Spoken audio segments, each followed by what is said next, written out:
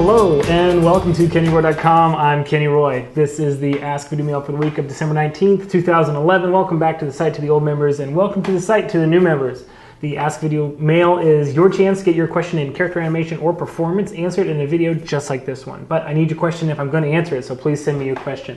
The address to send the questions to is webmaster@kennyroy.com. I promise there's no such thing as a stupid question. I answer all the questions I think will help the most people. Please send away because it is the best way to get the most for your subscription every single month. I have a few emails in my inbox that are from people who have asked me, how do I tell my friends about KennyRoy.com, or what should I tell them that it is? And I realized that I actually haven't really given you guys the breakdown of what the site is supposed to be. The reason I made KennyRoy.com was, this was last year, over a year ago. Actually, it's almost 2 years ago that I started recording lectures. But I would be invited to give talks at conferences and stuff like that. And it just turned out that the audience really appreciated it, and I got a lot of good feedback. And I decided to start recording them and putting them for sale for a PayPal download. And that was simple and easy and whatever, but I wanted something that was a little bit more regular and that people could sign up for a subscription so they knew what kind of content they were going to get. So ostensibly, it's the exact same kind of information that you would get from a conference. So if you can't afford a plane ticket, you know, a couple $100 or even like $1,000 to fly overseas, come to LA for SIGGRAPH or CTN or whatever, and you can't afford the hotel and the conference pass. SIGGRAPH is like $1,000 for the full conference pass. It's like $300 for just like the exhibition. It's exorbitant. I wanted to deliver right to your computer the exact same kind of information that I give out at these conferences. And I've done a lot of research, and I've been a mentor at Animation Mentor for a very long time, almost 7 years. I mean, they're going to be celebrating 7 years in spring is when they opened. So I will be 7 years in summer because that's when I started. So 7 years of teaching animation online and lecturing at conferences for about 2.5 years, almost 3 years now. So this is the exact same kind of information that you're going to get if you go to a conference and you see me speak. There's going to be a little bit more, obviously interaction, but that's what you pay for, right, with that ticket price. But just imagine if just alongside HBO or Showtime, you had a animation conference channel.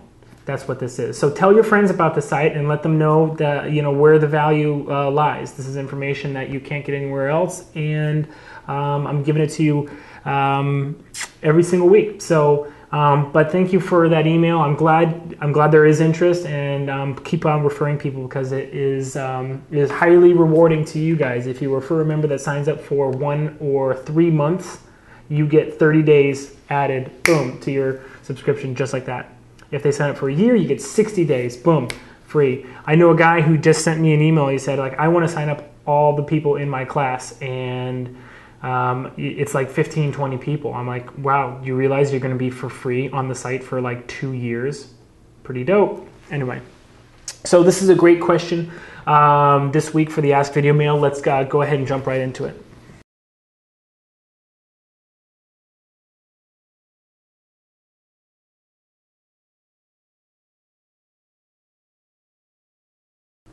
First thing I wanted to mention about making silhouette more appealing is this book. It's called Force, Dynamic Life Drawing for Animators, and it's released by Focal Press, same publisher that releases How to Cheat in Maya 2012. And it is an unbelievable book. It is just so good. It makes the concept so simple in terms of how to pose characters in all of these terms. So basically, all of your drawings will have a silhouette, and all of these things basically combine together. Forceful shape, directional force, form, rhythm, texture, all those terms you do need to know. I wanted to talk just about rhythm. Rhythm is a overlooked or maybe just under appreciated component of posing. And I just want to focus on that just for a few minutes and show you what's going on. This person did point out that you can, in Maya, with no lights in the scene, just hit 7. And that actually changes your viewport to be lit, but with no lights, it makes a black object. If you change your background color to something a little bit brighter, it makes it even more dramatic. This is the default with Maya 2011 and 2012, this faded background, or this gradient background. But we want the most impact, so we're going to change it to this. Now what rhythm basically deals with is it deals with how the forms, kind of as you're following them, how they move together in the pose.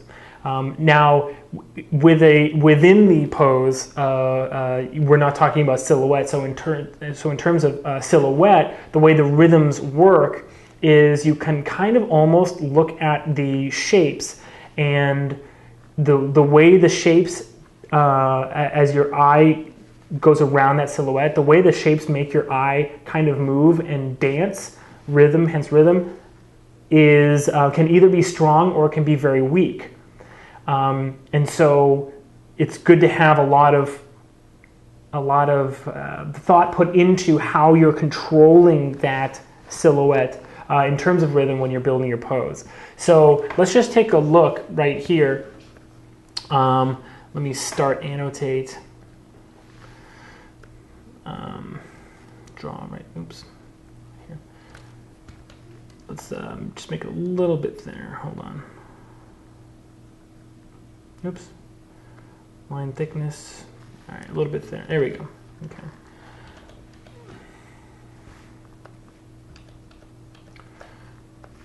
There we go. Okay. So as we look at this silhouette, the first thing that we notice is that there is a huge amount of curved lines here. And one thing that rhythm really likes is curved shapes that flow together and kind of move together.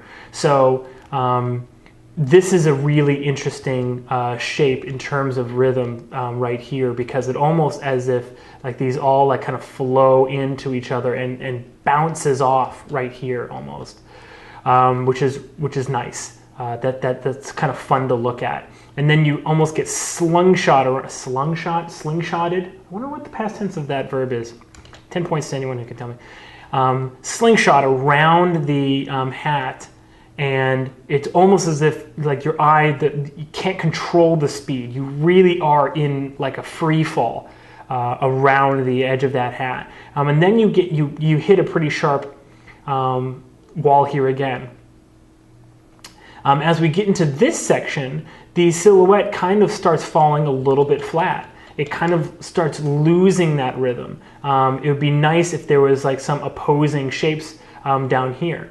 You know, if he had sort of like a little bit more of like the Milhouse from Simpsons nose and lips, it might be a little bit more appealing of a silhouette.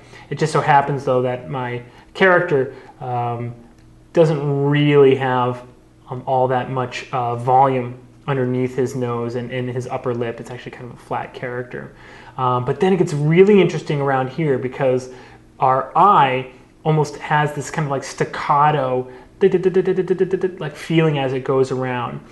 Now, in terms of silhouette, it's good to have everything, especially when you have a character that has like big shapes and then like long spindly legs like this.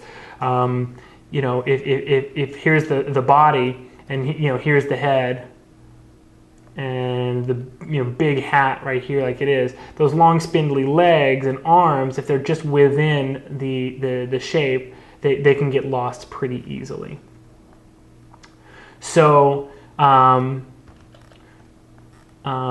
rather than dealing with these limbs and all of these little shapes, the way our eye kind of works is our eye kind of takes it all in. And this is actually a very weird thing that happens, which is that with such a strong shape like this right now, I don't know, my computer's really lagging. Oh, cool. Okay. with such a strong shape like this one, our eye won't stop. It won't dance around the silhouette the way it is up here. It'll actually go all the way through, which can, if you're controlling that can be okay. If you're not in control of that can kind of be a problem. Okay, so I definitely think that I could have done a lot stronger work right here where the elbow is occluded by the tip of the sword. But I do like how we come around and then we go almost straight through. So it's kind of like the eye hops over and then considers this side. A free-form drop all the way, just boom, down to the ground is also pretty heavy, but I feel like it works well with how the rhythm is working up here, okay? So that is actually working in our favor, that contrast of the straight and the curve. And contrast plays a big role with rhythm as well, okay? So when you have a straight going into a curve, that's very powerful because it almost feels like you're breaking up your silhouette with some shapes that are going to play off of each other very nicely. So this straight, boom, into this curve is an interesting rhythm to deal with. This, see how it, boom, it falls, your eye like falls, and then as it goes out here, you know, this is not very much fun rhythm because it hits, boom, big hard hit, and then boom, hard hit right here, and then you just keep on slamming and hitting and turning corners. That's no fun. But when we come down and then we like kind of go, oops, well, Annotate Pro is really lagging. I'd love it if someone could suggest, maybe in the forums, a better drawing on-screen tool than Annotate Pro. I am extremely unimpressed. I thought this was the best one. I've heard so many things about it. But in the Ask Videomail, I think it was like a month or two ago that I used it for the first time. I'm like, what is this piece of garbage? Anyway, but it's so much more fun. So you have turning all these corners, that stinks, but you boom, drop to the ground, but then you have a little, you know, a little fun little vacation to like loop back. A lot more powerful of a silhouette shape. So you got to be careful. If you're not careful, you know, like the foot could actually line up. So if you have a foot that is kind of square from the side, but you know, from the top view, it's very round. So if it's kind of like a can of Spam, you know, sort of like a short can of Spam shape, you can get into a lot of trouble because if you show it too far from the side, then you have this really long drop and then no rhythm. It's like you start and stop so many times with your eye there. Okay, I'm going to clear all. Okay, so yeah, so basically the rhythm basically is like how you move around and kind of like dance around this silhouette and kind of the little journeys you take. And if you ever find yourself feeling like your silhouette is super weak, then what's probably happening is you're having like too many, well, let me move it. Actually, you know what I can do? I'll tell you what I'll do. I'll open up a scene with no posing. Let me just open up the rig and it should not have any pose. Here we go. Okay. No, do not save. I can edit. Okay. All right. So let's just like take this as an example. Okay. So this is no pose, right? So is this a strong silhouette? Well, I mean, in a very, very, very base sense, the character design is at least clear, and you know where all four arms and legs are, but that's really like only a tiny piece of the puzzle here. What you find is when you're looking closely at this, that there's no rhythm. You're dropping straight down, coming back up, and there's no way to play around here. Like the flow of this silhouette, there's so many starts and stops that it's not really any fun to look at, right? because you have to go all the way out here and then turn all the way back to get back to the main form. And this is not really a rhythm at all. This is just a gigantic shape. See, with the old one, I think if you remember, there was the ear and then the big hat, and it came into his forehead and his nose like that. So you had, you know, you did get a sense, actually, the beret actually had a little bit of a dip in it like this as well. So you had these rhythms that were moving around the silhouette with this gigantic round hat. Look what ends up happening. Basically, you just go around and around. This is such an overbearing shape that hasn't been dealt with in terms of the rest of the pose in a smart way, and then you just basically just keep on going around and around and around and around this shape with your eyeball. So there's no rhythm, or actually it's like just one note. It's one rhythm and no excitement. So start thinking about rhythm with your posing. It's not a difficult concept really at all. It doesn't have, there's no reason that you can't start implementing this into your posing. Start thinking about your posing. Don't get, I have seen that, I'll give you one little piece of advice. Don't get so caught up in the amount that you're applying these concepts to your poses in motion, or to like anything other than your key poses for now. It's important to like look at everything in motion, but what you'll start doing is if you get too close to the pose on every single individual frame, your animation will start becoming very, very, very staccato and almost like stop motion-y. And that's fine if that's what you're going for, but it is not worthwhile to start working like that. That's a bad workflow if you want to be in feature animation, or even like, you know, character episodic TV commercials, creature effects, anything like that. Much more important to be able to set extremely strong golden poses, and then you know, smooth that out, blend between, you know, make it work. Okay. Thank you for the cool question. I really enjoy talking about the fundamentals. I love talking about posing, timing, spacing, those kinds of issues. If you have a Maya scene file that you want me to take a look at, please send it in. I got another one, and I'm going to be using it in a video very soon, and I'm very excited that I got another Maya file to take a look at, because it's so fun to look at other people's work, and it's a totally different workflow, I can tell from looking at it. So I'm excited there too. It's fun to see how other people do things.